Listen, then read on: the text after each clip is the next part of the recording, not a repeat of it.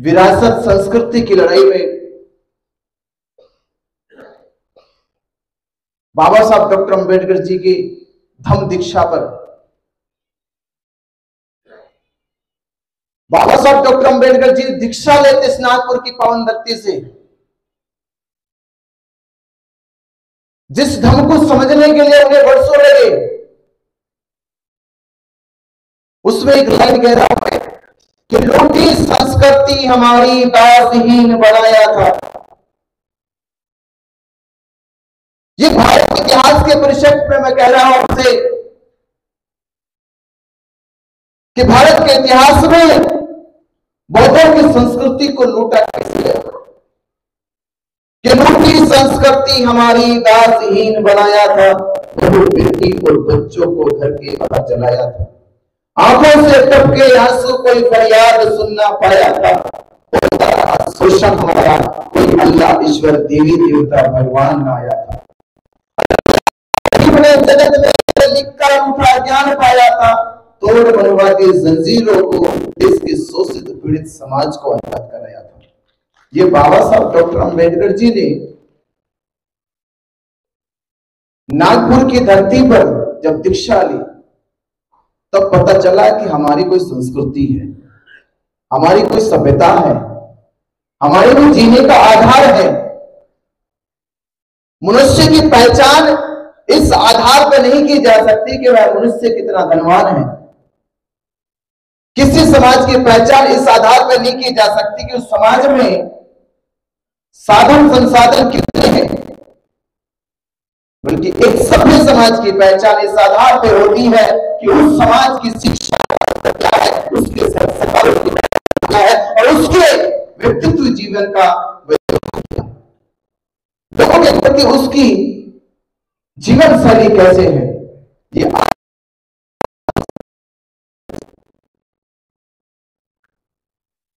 जो पीड़ा को कह रहा है, जो पीड़ा समाज के सामने है।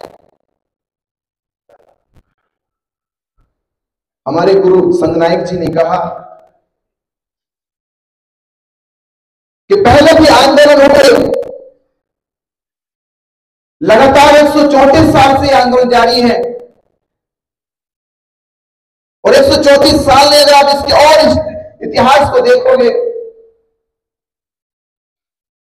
तो 1600 ईस्वी से ये चर्चा में आना शुरू हुआ था। इस आंदोलन को समझाने के लिए क्यों 134 साल तक हम संघर्ष कर रहे हैं। तो एक छोटी सी कहानी है। उत्तराखंड में एक हंस और हंसनी रहते थे। एक दिन हंसनी हंस से कहने लगी कि जीवन बीत गया,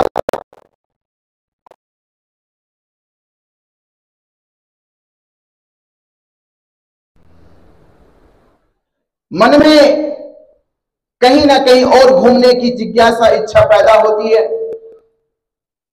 इस मई के महीने में उत्तराखंड से कहीं और बाहर चलते हैं। तो हंस ने हंसनी की बात को स्वीकार किया और मई के महीने में हंस हंसनी को लेकर राजस्थान चले गए। मई के महीने में राजस्थान की आग उगलती, वो रेत, वो रेगिस्तान, जहां दूर दूर तक गर्मी, गर्म हवाएं, पेड़ झरने नजर नहीं आते थे। गर्म आसमान में गर्म हवाओं के बीच में जब उड़ रहे थे, गर्मी से लथपथ, हंसनी कहती हंसे कि ये हमने निर्णय गलत, इससे अच्छा तो जीवन में ही था। गर्मी लगती तो गंगा में जाकर स्नान कर लेते थे, पेड़ों की ठंडी ठंडी हवाएं आती थी, पर यहां तो पेड़ नजर नहीं आते। दूर दूर तक देखते हैं, कहीं पेड़, कहीं पौधे, कहीं जंगल नजर नहीं आता। जहां तक देखते वहां तक गर्म रेत है। दूर कहीं एक बबूल का पेड़ नजर आया। बबूल के पेड़ पे दोनों जाकर बैठ गए। तो हंसनी कह रही थी कि मेरी जहां तक नजर जाती है, जहां तक मैं देखती हूं, वहां वहां मुझे ये गर्म हवाएं दिखाई दे रही है, गर्म रेत दिखाई दे रहा है। कहीं दूर तक भी मुझे कोई जंगल, कोई वन, नदी, तालाब, झरने नजर नहीं आते। लगता है कि इस धरती को, इस जमीन को किसी की नजर लग गई है। कुछ तो हुआ है। हंसनी की बात खत्म नहीं हुई थी कि उस पेड़ पे उल्लू बोल गया। उल्लू बोल गया और हंस के कान खड़े हो गए कि उत्तर मिल गया। जहां उल्लू हो जाता है वहां समझो सत्यानाश हो जाता है। ये उल्लू बोल गया। तो हंस ने तुरंत जवाब दिया, बस इसी कारण हुआ। ये वही जड़ है जिसके कारण रेगिस्तान की मिट्टी आग बोल रही है। ये वो उल्लू है। उल्लू को ये बात बुरी लगी। बोला मेरा पेड़, मेरा घर, मेरा इलाका और मेरे ही खिलाफ बोल रहे हो। उल्लू ने मन ही मन सोच लिया, इसको तो सबक सिखाऊंगा, इसको ऐसे जाने नहीं दूंगा।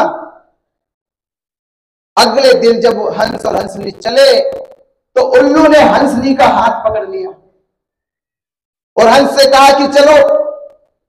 खबरदार अगर उसके हाथ लगाया तो, ये मेरी पत्नी है, अगर कुछ बोले तो देख लेना जिंदा वापस नहीं जाओगे। अब इलाका उल्लू का है और जिसका इलाका हो तो रोग चलाएंगे। हंस घबरा गया। उल्लू वैसे, वो तो बिना बोले बिना कुछ कई लोगों में दहशत पैदा कर देता है। अगर कुछ कह दिया तो फिर तो गई जिंदगी, किसी काम की नहीं बचेगी। हंस दुखी मन से चल तो बड़ा, पर सोचने लगा कोई तो हल निकालूंगा, किसी से तो शिकायत करूंगा मैं इसकी। तो गांव में ही बसती थी। सोचने लगा बात सुनेगा, फरियाद सुनेगा, मेरे दुख को, पीड़ा को कुछ ना कुछ समाधान तो देगा। इस इतनी बड़ी दुनिया में कोई तो न्याय करेगा, उम्मीद तो थी हंस को भी। तो जिस बस्ती में गया उस बस्ती का सरपंच था गधा। सरपंच कौन था? उस बस्ती का सरपंच था गधा। गधा के सामने जाके अपनी बात रखी और गधे की सलाहकार थी लोमड़ी। गधे की सलाहकार थी लोमड़ी। गधों को लोमड़ी से अच्छी सलाह कोई और दे भी नहीं सकता, और गधा और किसी की मानेगा नहीं। अगर किसी की मान सकता तो लोमड़ी की बस। हंस ने जाके अपनी बात रखी, इंसाफ होगा, चिंता मत कर, तो मेरी पंचायत में आया है, मेरी पंचायत में आया तो 100% न्याय होगा, चिंता मत कर। अगले दिन पंचायत बुलाई गई। हंस भी शामिल, उल्लू भी शामिल और हंस की पत्नी हंसनी भी शामिल। हंस ने अपनी पत्नी सिद्ध करने की सारी दलीलें दी। पंख मेरे जैसे, आवाज मेरी जैसे, पैर मेरे जैसे, उड़ना हम एक तरह से जानते हैं, बोली हमारी एक जैसी, दोनों का मेल खाता है, रंग रूप एक है, बोलचाल एक है, चाल ढाल एक है। गधा मनी मन सोचने लगा हंस की बात सही है। उल्लू ने कोई दलील नहीं दी। उल्लू ने कहा सारी दलीलें हंस की भले सही हो, पर पत्नी तो मेरी है, मुझे कोई सबूत नहीं देना। तो गधा फैसला सुनाई रहा था, तो लोमड़ी ने झांक कर देखा कि यह फैसला तो हंस के पक्ष में है। तो तुरंत लोमड़ी ने गधे को रोक दिया। तुमने कोई फैसला किया? सलाह तो मैं देती हूं, मेरी बगैर सलाह के फैसला नहीं हो सकता। गधनी का तो बिल्कुल सलाह दीजिए, मैं तो इंतजार कर रहा हूं कि आप सलाह दें और मैं फैसला। कहती है उल्लू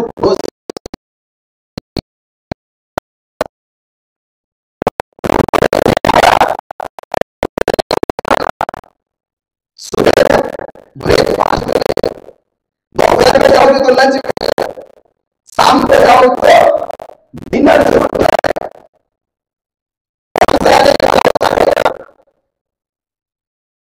पानी भी नहीं मिलेगा पीने को। ऐसा करो फैसला उल्लू के बात सुना दो। गधे ने तो वही काम किया कि हंस तुम्हारी सारी दलीलें, सारे सबूत, सारे जवाब भले ही तुम्हारे सही हो, पर ये पंचायत इस नतीजे पे पहुंची है हंसनी जो है वो उल्लू की पत्नी है।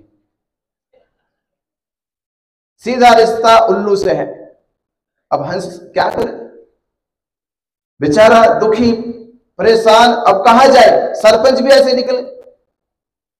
तो हंस रोता हुआ उत्तराखंड की ओर चला, तो रास्ते में उल्लू ने रोका, रुक जा, रो मत, परेशान मत हो, मैं तो केवल तुम्हें तुम्हारी उस बात का कि जिस पेड़ पर उल्लू बैठ जाते हैं उस जगह का सत्यानाश हो जाता है। तो मेरे भाई, हमारे बैठने से किसी का सत्यानाश नहीं हुआ, अगर सत्यानाश हुआ तो इन गधों की गद्दी पे बैठने से हुआ।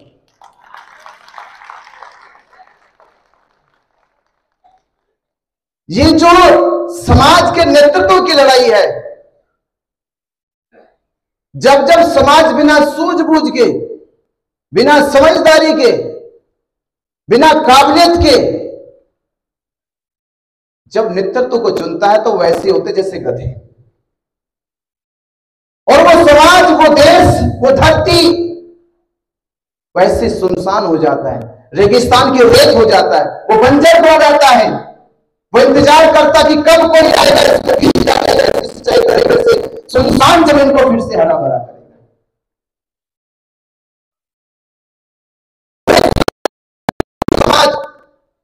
134 साल से महाबोधि महाविहार,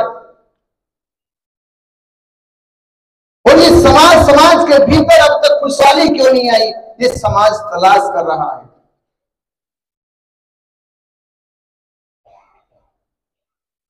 महाबोधि महाविहार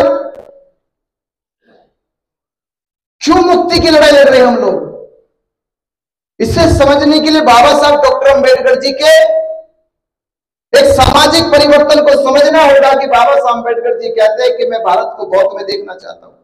ऐसा सपना था सम्राट अशोक का। यह साकार कैसे होगा? तो साकार करने के लिए आपको धर्म स्थलों को स्थापित करना होगा। धर्म स्थल हमारे पास नहीं है, दुनिया भर के मुसलमानों के पास उनका धार्मिक स्थल मक्का मदीना है। इसलिए दुनिया भर में इस्लाम धर्म का प्रचार प्रसार तेज गति से होता है, कोई रुकावट नहीं, कोई बाधा नहीं। ईसाई धर्म दुनिया में इसलिए गति से गतिमान हो गया, ईसाइयों के पास यरूशलेम वेटिकन सिटी का चर्च है, उनके नीति निर्देशन पे उसमें काम किया जाता है, गैर ईसाइयों की सलाह नहीं ली जाती। हिंदुओं की संस्थाओं में हिंदू पुजारी है, उनके आचार्य है, पर इस दुनिया में इकलौते बुद्धिस्ट हो गए, ये बौद्ध समाज है। और भारत में, जहां भारत की पहचान बुद्ध से, मैं अक्सर कहा करता हूं कि भारत में दो वीर, भारत के दो वीर बुद्ध और महावीर भारत की एक अलौकिक पहचान है, एक अद्भुत पहचान है। ये अलौकिक और अद्भुत पहचान को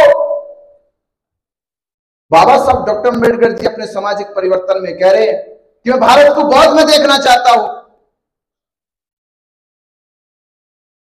तो बौद्ध धर्म की जड़ कहां है? महाबोधि महाविहार। महाबोधि महाविहार में बौद्ध धर्म की जड़ें है और जड़ों में लग गए हैं दीमक। क्या लगे जड़ों में? और जिस पेड़ की जड़ों में दीमक लग जाए वो पेड़ हरा भरा नहीं होता, वो फल अच्छे नहीं दे सकता। एक सामाजिक परिवर्तन की लड़ाई में तो वर्षों पहले महाबोधि महाविहार की इस विराट विरासत में कुछ दीमक लग गए, और जब तक दीमक बाहर नहीं निकाली जाएगी तब तक भारत में बाबा साहब डॉक्टर अंबेडकर जी का जो सपना है भारत बौद्ध में बनने का, वो हमें नजर नहीं आएगा, वो पूरा नहीं होगा। महाबोधि महाविहार मुक्त हो जाता या बौद्धों के हाथ में होता तो आज आप सब बुद्धिस्ट जानते हैं, पूजनीय भिक्खु संघ भी जानता है कि महाबोधि महाविहार वो भारत क्या महाविहार नहीं है बल्कि एशिया और दुनिया के 56 से ज्यादा बुद्धिस्ट देशों का धार्मिक स्थल है, 56 से ज्यादा देशों का।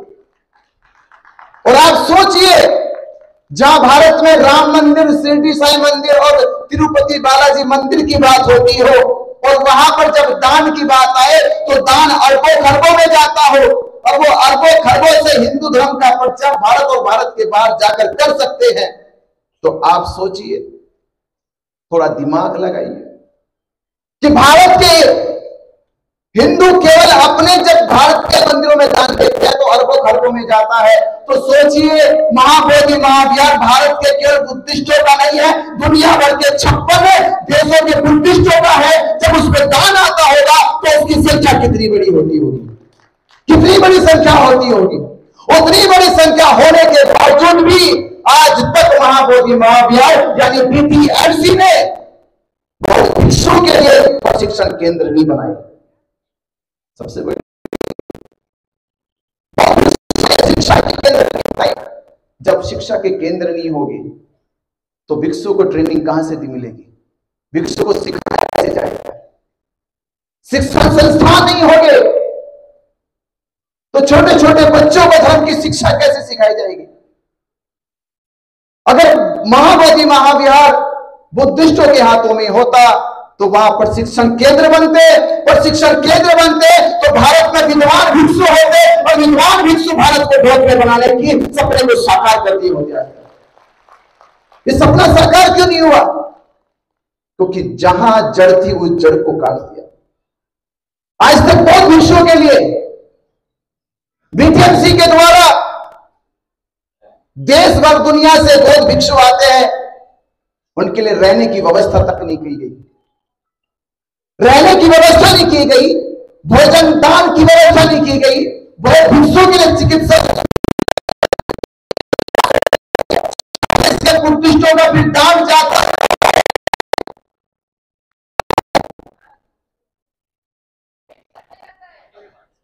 दान कहां गया? वो दान गया उन्हीं के वो षड्यंत्रकारी प्रचार प्रसार में चला गया जो सदियों से वो धर्म को मिटाने की कोशिश कर रहे हैं।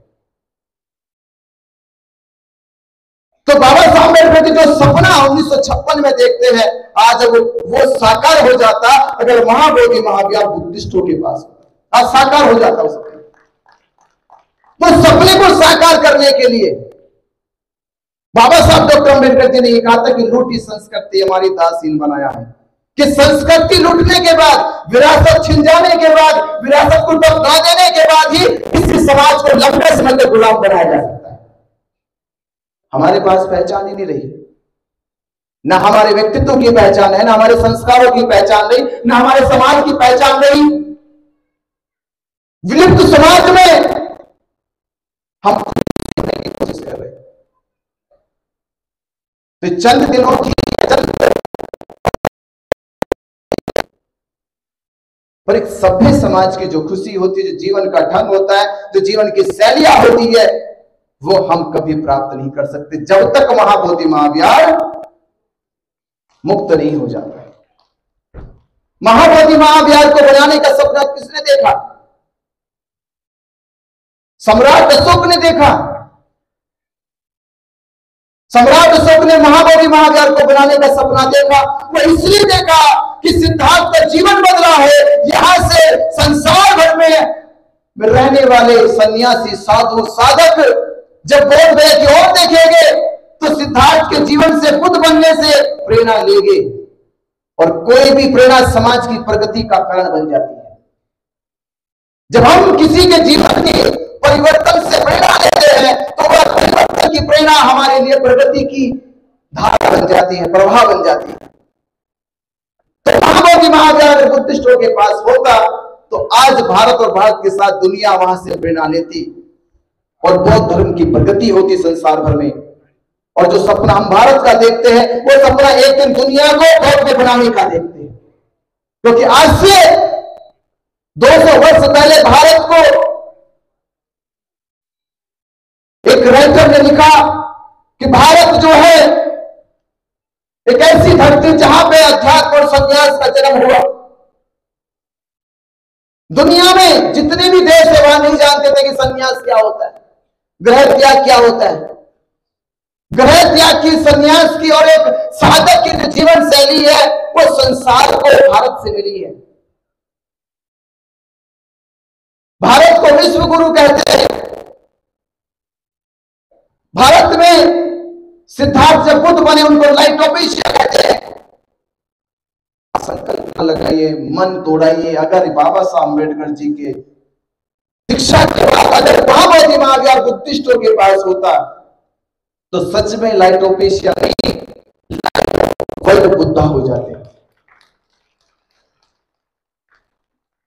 तो उसको बचाने के लिए मैंने अपनी पिछली कुछ मीटिंगों में कहा था, यह बचाने की लड़ाई है। किस चीज से बचाने की? कि वहां पर महाबोधि महाविहार जहां संबोधि को देखा जाता है, जहां शांति को देखा जाता है, जहां बुद्ध की कल्याणकारी मैत्री भावना को देखा जाता है, वहां पर आज हम लोग पिंडदान देखते हैं, श्राद्ध देखते हैं, पिंडा पुराने की रूढ़िवादी परंपराएं देखते हैं, अनुष्ठान देखते हैं, कर्मकांड देखते हैं। गई पिछली बुद्ध पूर्णिमा 12 मई को वहां पर शिवलिंग की पूजा करते हुए बिहार के राज्यपाल को देखते हैं।